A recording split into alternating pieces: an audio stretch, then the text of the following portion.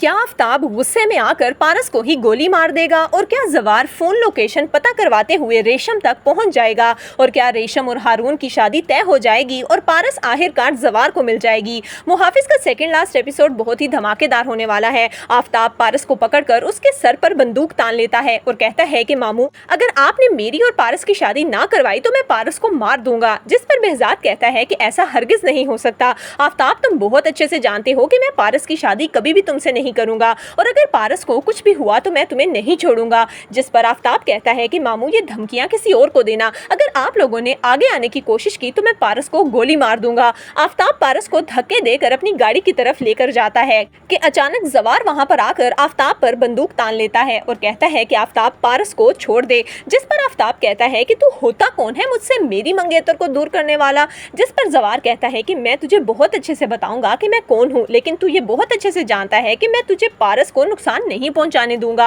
अगर पारस को जरा सी भी आंच आई तो मैं तेरी जान ले लूंगा। लेकिन आफताब तो पारस को घसीटता हुआ अपनी गाड़ी की तरफ लेकर आ रहा था कि अचानक जवार उस पर हमला कर देता है और मुझे तो लगता है कि आफताब भी जवार पर हमला करने ही वाला था कि अचानक गोली पारस को लग जाएगी। behzad साहब के पैरों के नीचे से तो जमीन ही निकल जाएगी। जवार फौरन पारस के पास आएगा और उसे होश में लाने की कोशिश करेगा, लेकिन पारस तो बेहोश हो चुकी होगी। behzad के लोग फौरन आफताब को गिरफ्तार कर लेंगे, जबकि जवार पारस को लेकर हॉस्पिटल पहुंच जाएगा। डॉक्टर्स पारस को इमरजेंसी में ले जाएंगे और जवार, जो कि बाहर परेशानी से खड़ा डॉक्टर का इंतजार कर रहा होगा और खुदा से दुआ मांगेगा कि या अल्लाह, पारस को बस एक बार ठीक कर दे, मैं उसे खुद से कभी दूर नहीं होने दूंगा, मैं उसकी खुद से भी ज्यादा हिफाजत करूंगा। जिस पर डॉक्टर जवार को आकर बताएंगे कि आपकी पेशेंट अब स्टेबल हैं। जवार तो शुक्र का कलमा अदा करेगा और सीधा पारस के पास जाएगा। पारस को यूं हॉस्पिटल के बेड पर देखकर जवार को बहुत तकलीफ होती है। behzad भी खुदा का शुक्र अदा करता है कि उसकी बच्ची जिंदा सलामत बच गई। वो सीधा पुलिस ऑफिसर को कॉल करता है और कहता है कि आफताब को कड़ी से कड़ी सजा होनी चाहिए,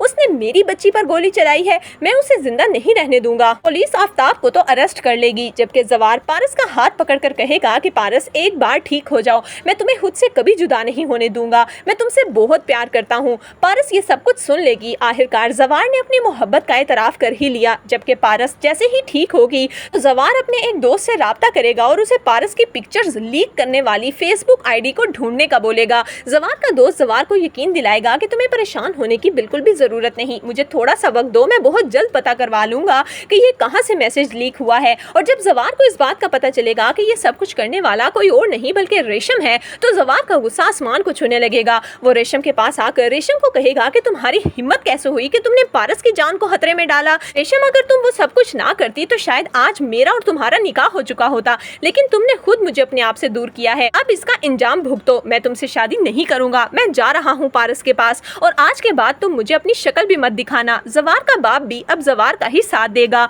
तो दोस्तों, आपके ख्याल में क्या जवार पारस से अपनी मोहब्बत का इजहार कर पाएगा? आपकी इस बारे में क्या राय है, हमें कमेंट्स में जरूर दीजिएगा।